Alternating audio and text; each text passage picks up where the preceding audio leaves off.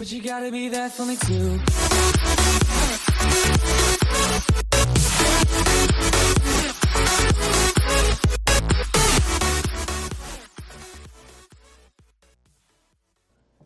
Hey guys, just a little disclaimer before we begin. Obviously this is in portrait mode. This is not a game that I can put in landscape. I will work on the editing process to make it slightly better. I'm using a phone recording program that I am not very good with, that I don't know much about, so hopefully that will change. And I definitely plan on doing more videos on this Wizards Unite. Obviously this is something that I'd wanted to do with Pokemon Go, but I never really got into it. Hopefully with this one I can, and we'll just get to explore and have fun, etc. So for this I kind of just went for a walk, ended up in this spot, and decided this was a good place as ever to start recording and showing you guys everything since it was now available for me to download. So with that said, hope you guys enjoy my very first Harry Potter Wizards Unite video. So starting off, you of course have to do your information such as your birthday. It's just a scroll wheel, pretty easy to do. The music is kind of loud. Again, if this is the volume between my voiceover and this is a little bit different, then I apologize. To start this off, you do create your account with your Facebook or your Google. I of course used my Google's account. Woohoo, you guys can see my emails. It's fine. They're my public emails. This did take my phone a little bit to load, I would assume, because it is the first time that I have ran it. I also did download afterwards an extra thing from Google for AR. I believe that's optional. It just kind of increases the experience. It's kind of up to you guys. Then of course, being the first time, you do give all these permissions, terms of service, things like that that nobody really reads. And of course, I didn't really read either. So I have been super excited since the announce of this. And I do have to say, I'm so excited to get to play this. Finally. I literally stayed up till it was released, about 12:30 my time.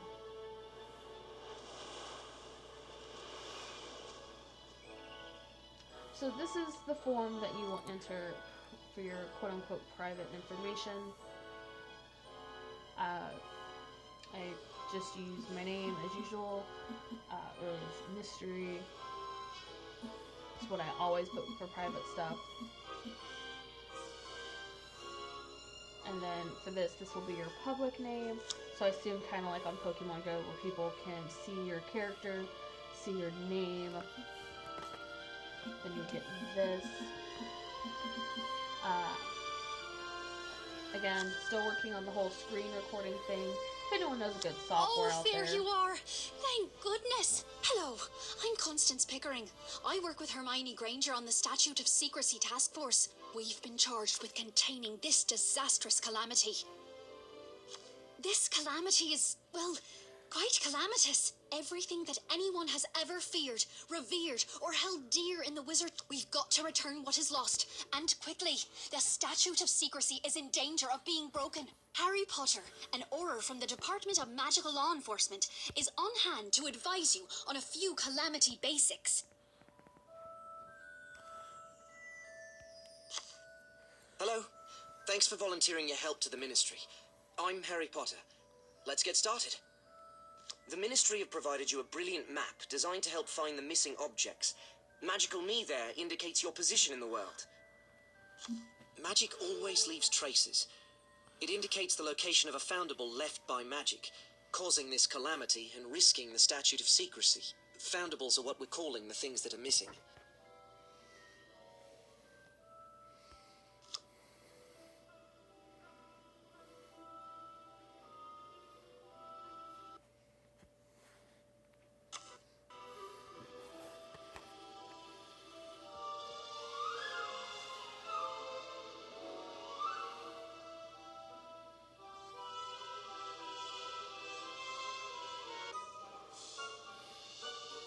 infested by a rather chaotic magic.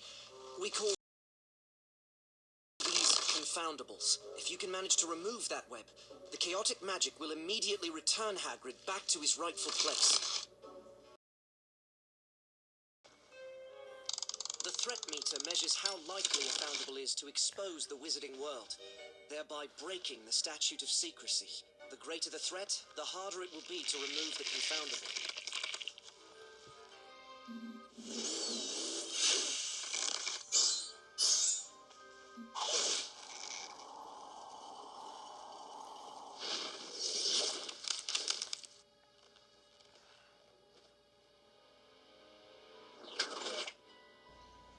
Alright, so my audio had desynced for a bit of that. However, this is one of the spells that you can do to free Hagrid. I'm guessing these spells can be used for multiple people, multiple characters. It's just kind of cool to get to see the different things, and then Well done. Get now that you've returned Hagrid to where he belongs, you should make note of it in the registry. The registry is a listing of all the missing foundables known to the Ministry. Everything that has been reported missing can be found here. Explorations are what we call the collection of foundables hidden within the traces, along with a few special items you can recover from the fortresses. As you return foundables to their appropriate time and place, you'll mark progress by adding their image to your registry. Why don't you place Hagrid's image now?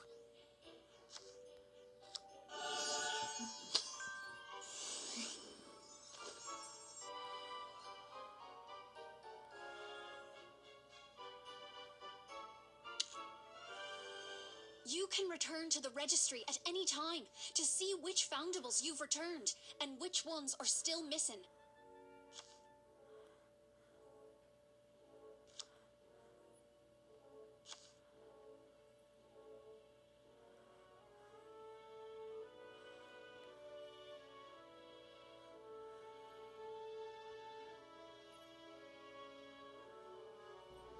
Alright, so as you can see, the area that I stopped by, there's like an AT&T store. I didn't know those still existed. That is a sponsored place. It is a fortress. We'll definitely eventually have to check those out. Then the blue symbol that's kind of in the distance is a greenhouse, and then the others, the little brown ones, are considered inns. This is your profile, different things that you get to play around with. Your profile is considered your ministry ID. You do get to do a photo, which I will not be doing in this video. Then you get to pick your house, your wand, things like that. I wonder personally if houses are gonna like separate you the way Pokemon Go separates you in Instinct, Valor, or Mystic. #Team Mystic. So me and Mystic Strike may not be on the same quote-unquote team because I am House Slytherin, he is House Ravenclaw. You do get to design your wand. I, of course, know what my wand is, but it's kind of cool to get to see all of the different options. It took me a moment to realize that the wood scrolled, but that's kind of cool to get to see the different things.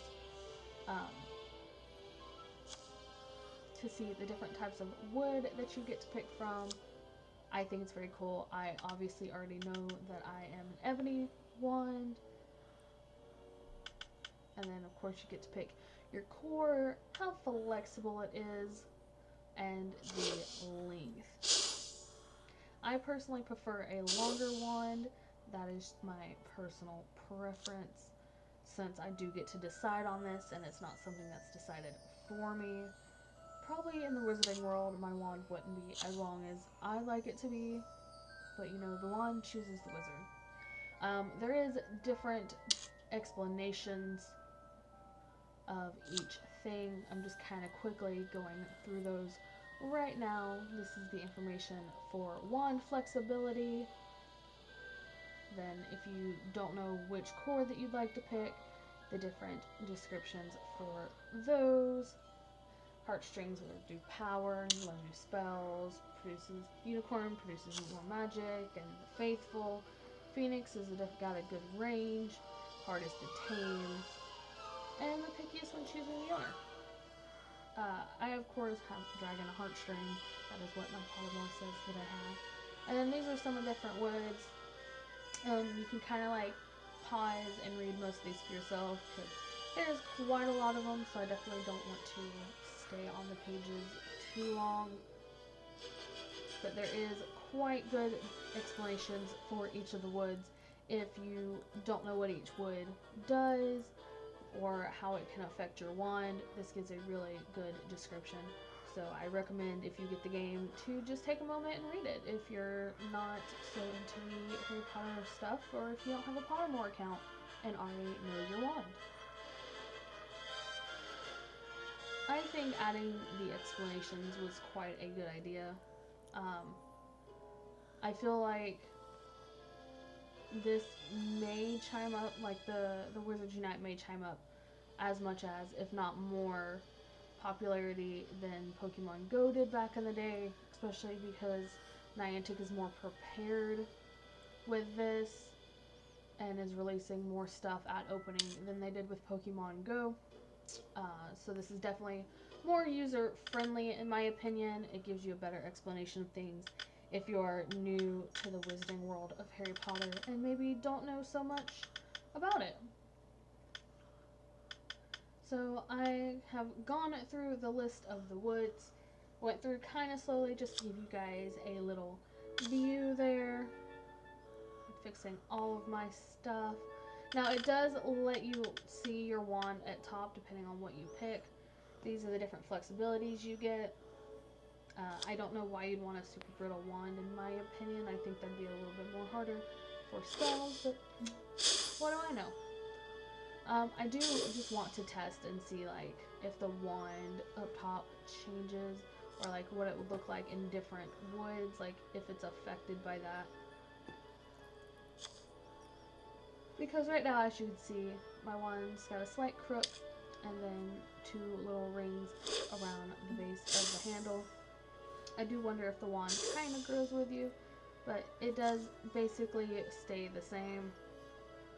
So just go back to my own wand because obviously I prefer my ebony better because that is my wand, that is my wood. I have accidentally clicked on the core thing again. But yeah, so we'll just confirm this. There is my wand. It is beautiful, it is mine. Now I just confirm it and there we have it. There is my Ministry ID. Playing around with the camera settings, you do get to add little props and things. You can tell it is dark outside with what you can see on my camera. They do not yet have the gallery available, but I honestly think this is quite cool. I didn't end up catching one other after this video. I got a ministry worker and leveled up to level 2, and I'll throw those images at the very end. Just gonna go through the different things that you can currently purchase. None of these things are required. This game isn't so much pay to win. Of course, there is some microtransactions. I do like seeing that they have the different house prides. I think that's just kind of a cute little thing to give you a lens of your house, and of course a moving sticker. I think that's really cute. I don't know if I will personally be purchasing one, but who knows, I may consider it.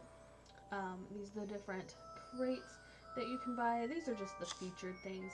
You get them with gold, which you can earn gold in the game. It is not something that you exclusively have to purchase. So just looking through Diagon Alley at the different things that you can purchase for gold. And then here, of course, is where you can purchase gold if you so choose. And this is the vault. I'm assuming this is things that you have to use. So different potion ingredients, the different utilities, those are kind of cool. You have 3 scrolls for trunks, and then your key for porkies. And again, these are things that you spawn with or start the game with. These are things that are given to you to kind of just get you started off. And a lot of these I will probably be going into greater detail through as I do more playing. You will just honestly have to wait and see. I want to try to work on my screen recording stuff because I'm using a free version right now because I typically don't record my screen on my phone. So we'll just have to wait and see. Just going through the different ingredients that you can use. Nothing too fancy smancy. Just a couple of things for when you unlock potions. I believe it's level 4 when you unlock potions.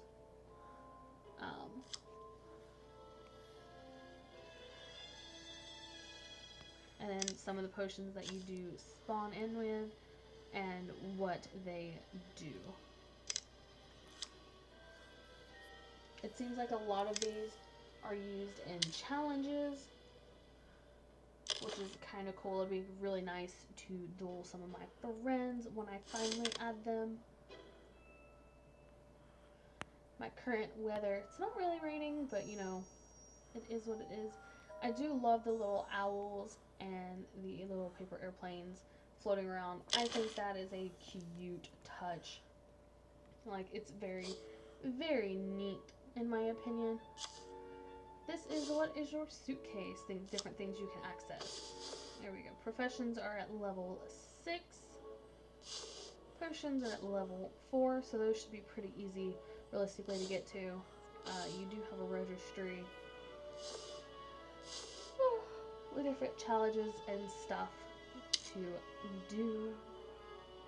I think those are going to be super fun to try to find. And definitely get to explore my town like I do in Pokemon Go. So I'm going to definitely try to be managing 2 different apps. So should be quite fun. Take a look around. You get daily assignments. You unlock some of these at level 2. Again, the screenshot will be thrown in at the end because I did catch another afterwards. So these are just the different things. Super excited about.